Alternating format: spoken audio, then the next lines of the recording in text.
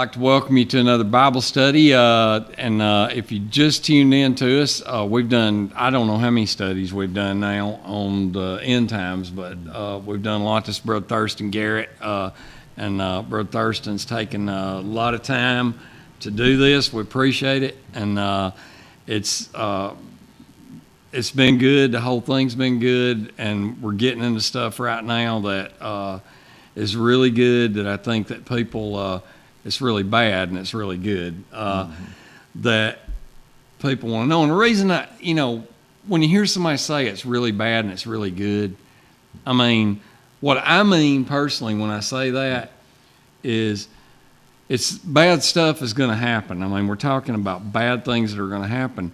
The good thing is this just confirms how close we are to not having to suffer anymore through all the misery and the trouble and death and the sickness and the disease and people starving to death and suffering, being murdered. We're not going to suffer through it anymore. I mean, that's the good thing.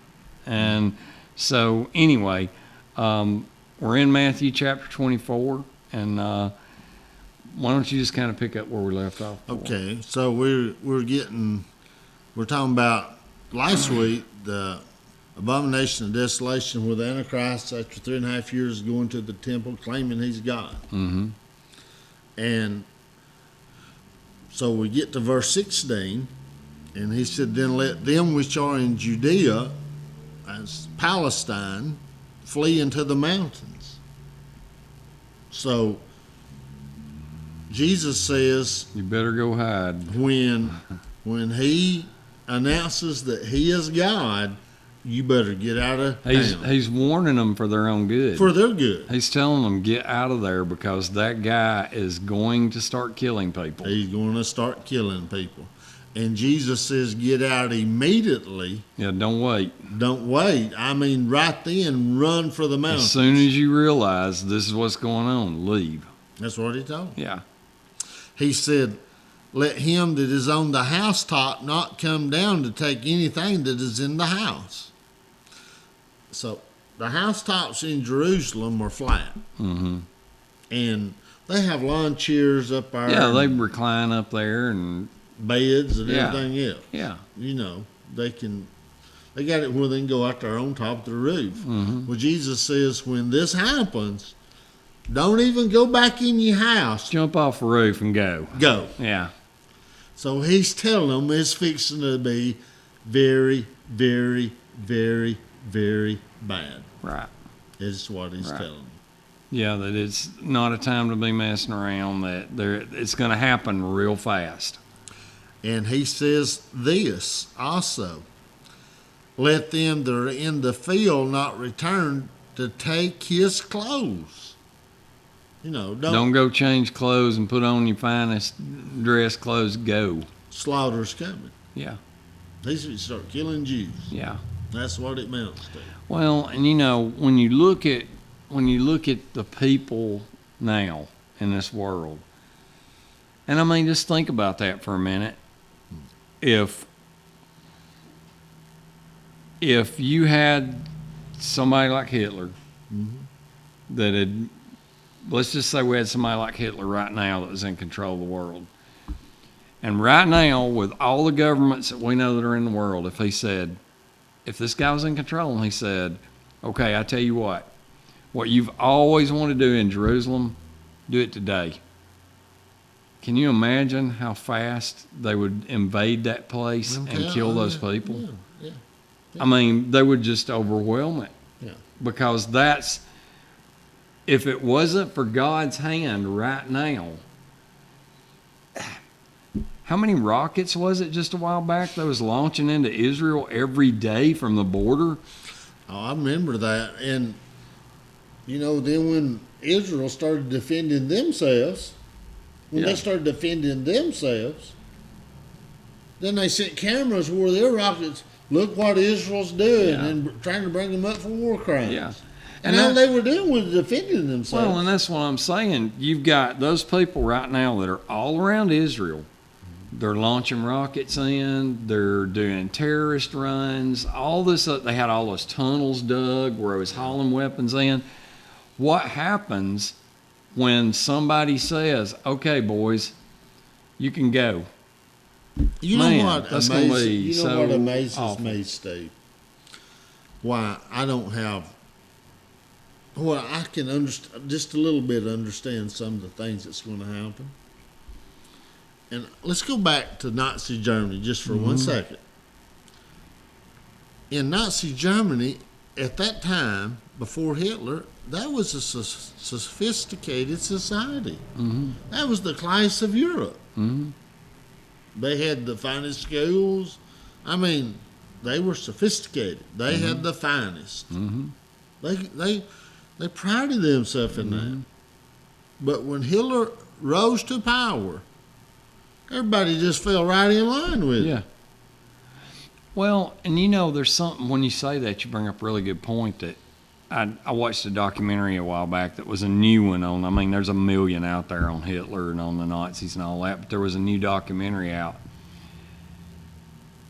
I always thought Hitler was totally insane. I just thought he was totally insane. This documentary showed why he invaded the places he invaded, why he went to Poland, why he went to and invaded Russia. I always thought when he invaded Russia, he lost his mind. He was going after oil fields behind Stalingrad. And I'm thinking, why? And then when I saw that documentary, I'm like, no, he wasn't insane. He was smart. I mean, now, I don't mean he was right. No, he was not at all. He was smart, but he was also demonic. He was demonic. Yeah. He was possessed. He really was. Yeah. I mean, because his idea for the Jews was, we're not killing enough of them fast enough. There's two. I heard this guy speak, and he said that at the end of the war, when they were losing the war, on the Eastern Front was folding to Russia. This the Western Front, they were losing it to the United States. And this guy told Hitler, said, we need this train to bring back ammunition and soldiers for the West, for the Western Front. The United States was defeating them. Hitler said, what's that train to be used for? They said, well, they're taking Jews to the extermination camps. He said, no, you don't mess with that. Yeah. See? We may lose the war, but let's kill them Jews. Yeah, we got to get the rest of them, is what he was thinking. That's... And you're talking about somebody like that opening the gate and saying, come on in, they're all right here. And you know that they're going to come. Oh, Lord, yeah. I mean, they would right now if things were different. Because I truly believe God's hand is what is keeping them out right now. I know it is. It is. If that's pulled out of the way, it'll be so fast. As my daddy used to say, it'll make your head swim. I mean, that's fast let's away. Read what it says here. Neither let him that is in the field return to take his clothes. Woe to them that are with child. If you're pregnant in that time, God help you. Yeah. Yeah. And to them that suck in those days, if you've got little children. A young baby. So God help you. Yeah. He said, woe to you. Yeah. And I'm not trying to be down. I'm really not. But in those extermination camps with Hitler, they killed kids first thing. They looked at an old person that couldn't work and a baby in the same way. Killed. Yeah, neither one of them are useful. Yeah. That's the way they looked at them. And they killed them. Yeah.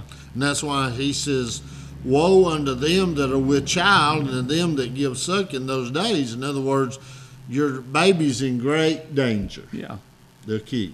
And if people don't think that human beings are capable of doing that, oh yeah, that's what in Germany they use their boot heel to save bullets. Yeah, they did. I mean, that's that's statements that they made. But what just amazed me, Steve. What amazed me, and I've done a lot of reading on World War II. I love to read about it. And all the judges went in with Hitler. Mm-hmm. Oh, yeah. I mean, all the leaders of business, all the military. I mean, what I'm saying, we're wondering, could this happen? It's already happened. Mm-hmm. Well, the judges there talked about Hitler like he was a god. Yeah. When before the war ended, the last assassination attempt on Hitler, I'm sure most people out there have seen the videos of that judge chewing that guy out before they carried him to hang him, saying, "How could you do this to our great Führer, the one and only?" And I mean, he talked about him like he was God. And he's killed millions. Yeah. And was still killing them. And I mean, they talked about him like he was pure as driven snow. I mean, well, that's what's going to happen here. Okay, let's look at verse 20. It said, "Pray that your flight not be in the winter. Pray that it's not bad weather, so you can get out of Jerusalem." Is that what that means? That's Just what that pray means. that it's not bad weather, So you can because get out of can Jerusalem. if it's bad, you got a problem. You got problems. Yeah. And he says, neither on the Sabbath day, because in Israel, what I read was this: they have a lot of restrictions on travel because of their religious beliefs. Pray that you don't have to get out on the Sabbath day, and pray it's not bad weather, and pray you're not pregnant. I mean, he is really saying... He's saying this is going to be awful. It's going to be awful. And that's what he said. Now listen to what he says, because he says all that, and then listen to what he says. This is one of the greatest verses about everything that me and you have read is right here. "For then shall be great tribulation, such as was not since the beginning of the world to this time, nor ever shall be." God said there's never, ever been a time when the world went through something like this bad, and it will never go through something this bad. It's what God says about it. See, you think about how bad it was during World War II, where they killed almost 6 million Jews were killed, was slaughtered. And that was from a time span of like 32 to 45, they killed 6 million. And this is saying it's going to be worse than that in a much shorter time span. 3.5 years. Yeah. Well, he said there's never been a time this bad. Awful. I mean, unimaginable. Well, we can read in. I mean, he's telling the Jews, get out. I mean, don't go back for nothing.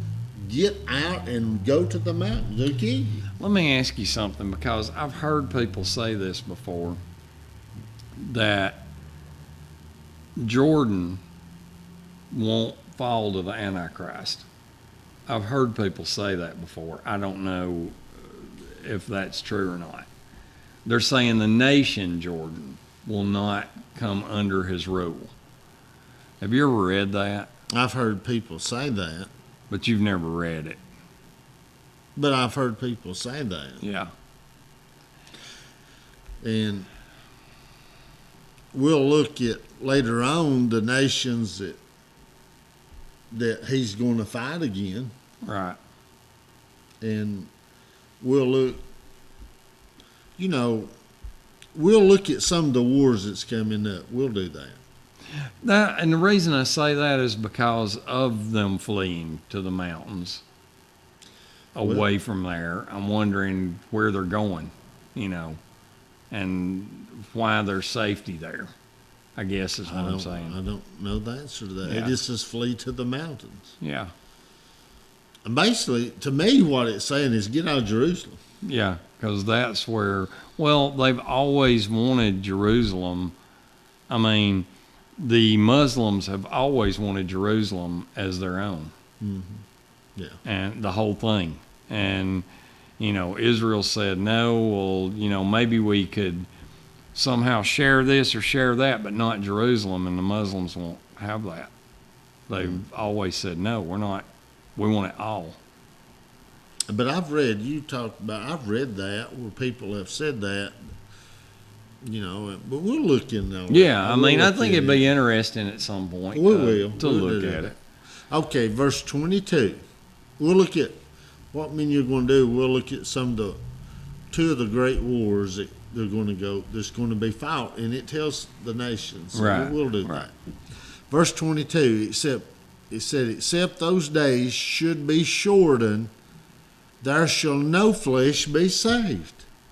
Everybody will die. Well, what we hadn't brought in here, the Battle of Armageddon's going on during this time also.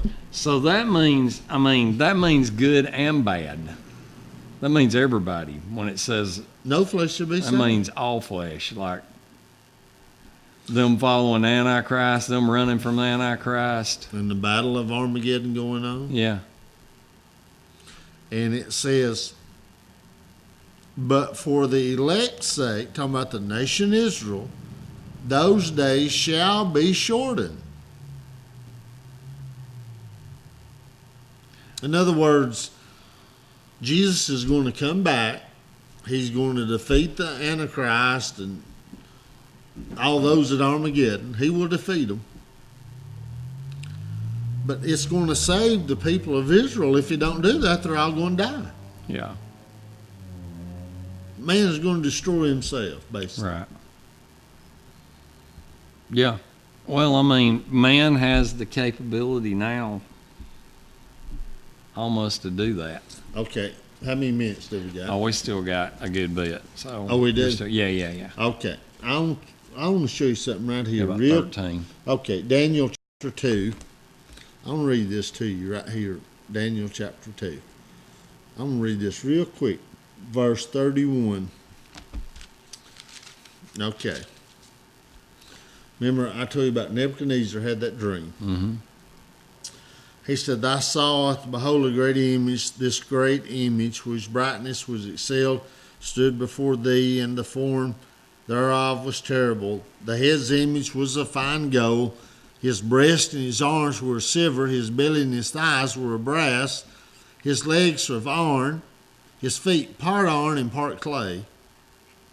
Thou sawest till a stone was cut out without hands, which smote the image upon the feet, which were of iron and clay, and brake them to pieces.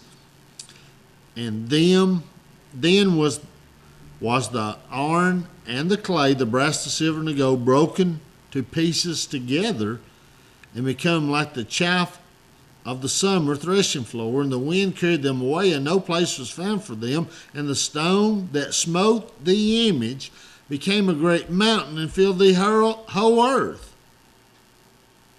Now listen to what he has a dream about the future nations that are to come. Now listen what he says. Thou art king, for the God of heaven has given thee a kingdom, power, strength, and glory. Whosoever the children of men dwelleth, the beasts of the field, and the fowls of the air, he has given in thy hand, and made thee ruler over all. Thou art the head of gold. So he tells Nebuchadnezzar, man, you seen this vision, you seen that head of gold, you're the head of gold. You got to understand, God is showing him the future kingdoms to come. And they're all Gentile. Yeah. And they get weaker as they go down. Right, exactly.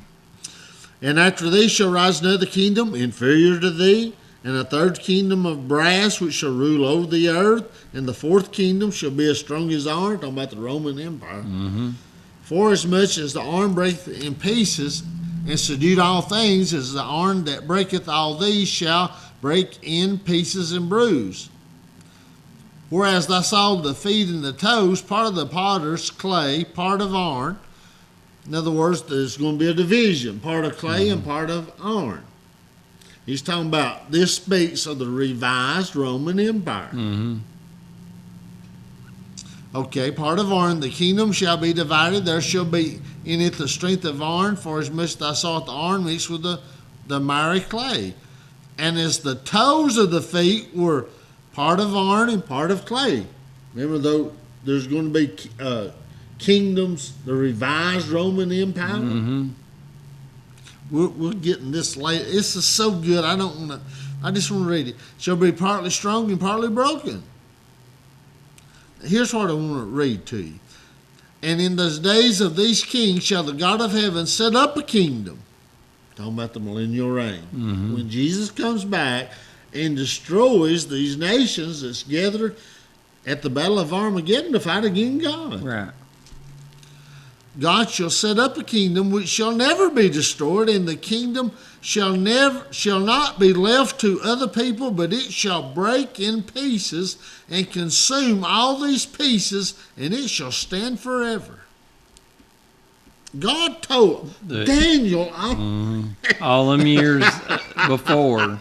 It's 580 BC. That's 580 years before Jesus. Right. He told Daniel the future nations that was to come. And I wrote this down real quick, and everybody knows this. But the head of gold is Babylon. The breast and arms of silver was the Mede-Persian Empire. Right?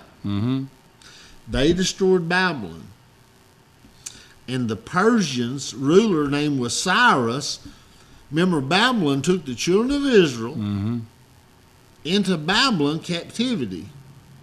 Cyrus sent the children of Israel back to Israel. They wanted to go back, and everybody didn't want to go back. Right, some of them didn't want to go. They stayed. They stayed in Babylon.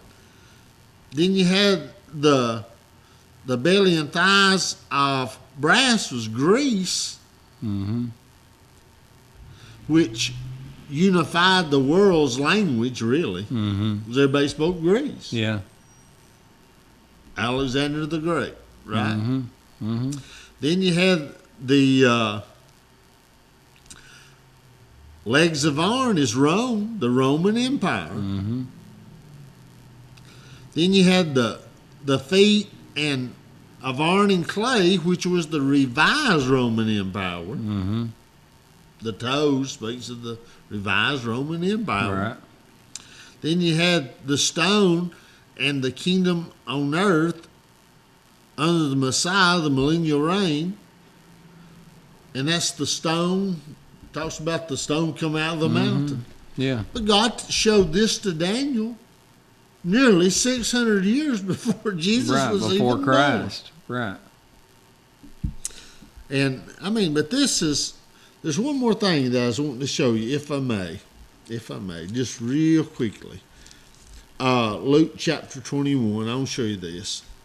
I want to show you something right here, because we need to see this, and we'll move on. Luke 21. Got any questions? Not yet. I'm still thinking. So I'm throwing a lot at you. That's a lot to digest. To digest. Luke 21. Here's what it says. Okay, Luke 21. Here's what he said. Woe to them that are with child, to them that give suck in those days, for they shall be great distress in the land and wrath upon this people. Now look what it says. Listen. And they shall fall by the edge of the sword, and shall be led away captivity into all nations, and Jerusalem be trodden down of the Gentiles. This is talking about when Rome come in there. Yeah. That's what he's talking about, under Titus, and led all those Jews away. Now listen what it says. It said, Jerusalem shall be trodden down of the Gentiles. In that you still got Gentiles in Jerusalem now. Here's the last part I wanted you to see. Until the times of the Gentiles be fulfilled. Right. There's coming a time. The Gentiles will not be in power anymore. No.